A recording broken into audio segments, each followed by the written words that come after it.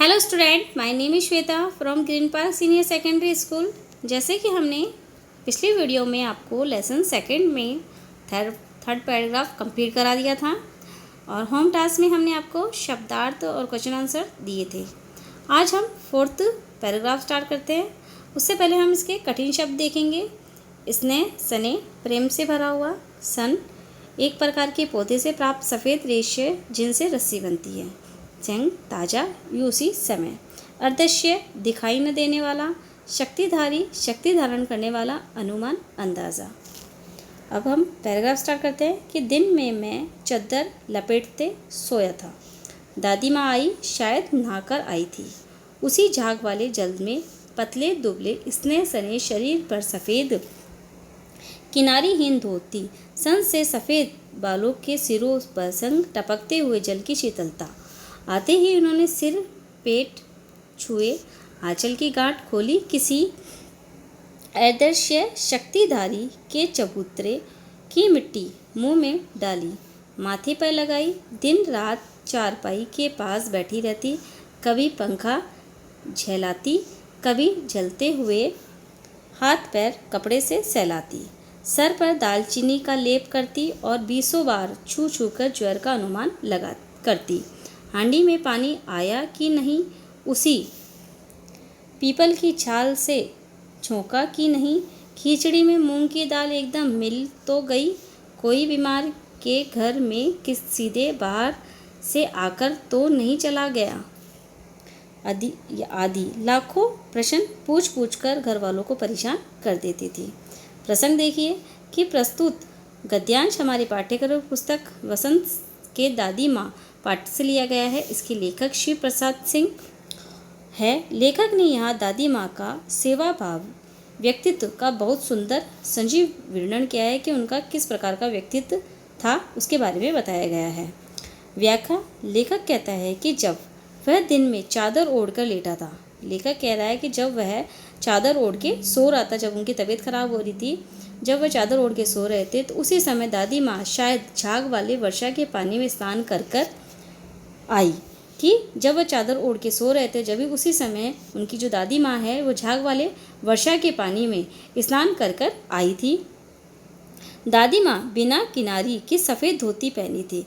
जो दादी माँ थी उन्होंने सफ़ेद बिना किनारे की सफ़ेद साड़ी पहन रखी थी। धोती यानी साड़ी, जो उनकी विधवा जीवन को दर्शा रही है कि वो उनके जीवन मतलब वह विधवा थी, इसलिए उनका जीवन बता रही हैं। सन की तरह सफ़ेद हुए सफ़ेद गीले बाल दादी माँ के शीतल और प्रेमपूर्ण स्वभाव को प्रकट कर रही है। दादी माँ ने आते ही लेखक के सिर और पेट को छूकर ज्वर को मापने का प्रयास किया।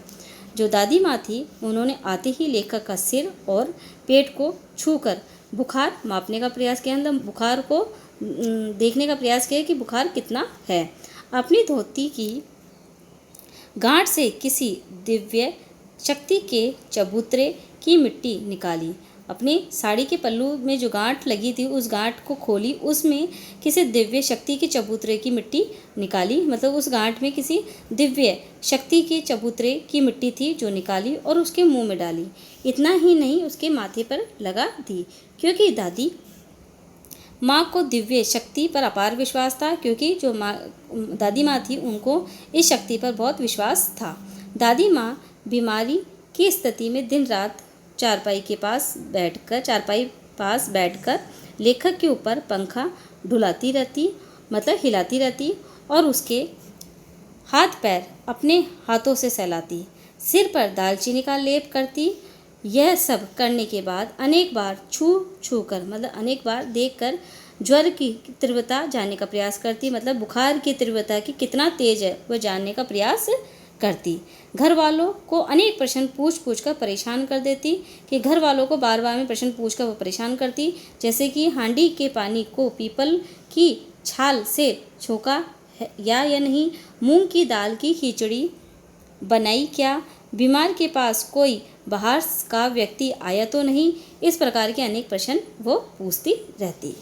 इसके बाद में इसके क्वेश्चन से देखिए। उपयुक्त गद्यांश का शीर्षक क्या है, तो उपयुक्त गद्यांश का शीर्षक है सेवा साधिका। सेकंड क्वेश्चन है, नहाकर आने के बाद में दादी माँ ने क्या किया?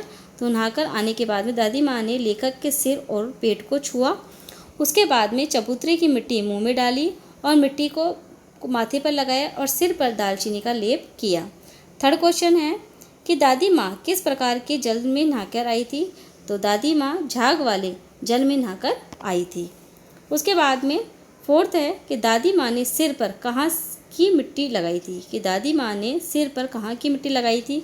तो दादी माँ ने अदृश्य शक्तिशाली देवता के चबूतरे की मिट्टी सिर पर लगाई जी। जो अदृश्य दिखाई नहीं देता, उसके शक्ति वाले देवता के चबूतरे की मिट्टी सिर पर लगाई थी।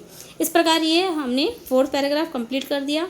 आज का आपका होम टास्क है शब्दार्थ और क्वेश्चन आंसर। धन्यवाद।